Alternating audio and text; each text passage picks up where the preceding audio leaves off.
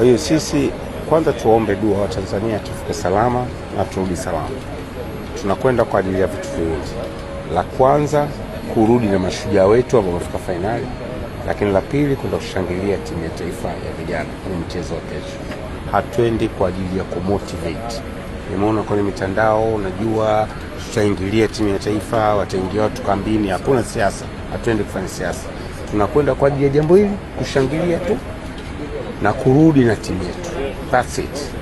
Tunachoomba wa Tanzania watuombe dua, tufike salama, turejee salama na vijana wetu, na insha Allah Mwenyezi Mungu ikimpendeza, kwa jitihada tunazofanya turudi na kombe.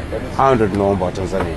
Na sisitiza, hatuendi kufanya motivation kwenye camp ya timu ya taifa. Tunakwenda kusupport uwanjani, kushangilia, kutoa jasho letu jingi. Kwa hiyo hii iweke vizuri. Naona watu wanazungumza habari ya motivation, na hapana. Wote mtu na akili, viongozi wapo hapa, hawezi kwenda kuingia kwenye camp, hatufanyi kazi hiyo. Kazi yetu ni kwenda kushangilia tu basi. Kwa hiyo rais ametoa ndege kwa ajili ya jambo hilo. Naomba dua zenu wa Tanzania. Asante.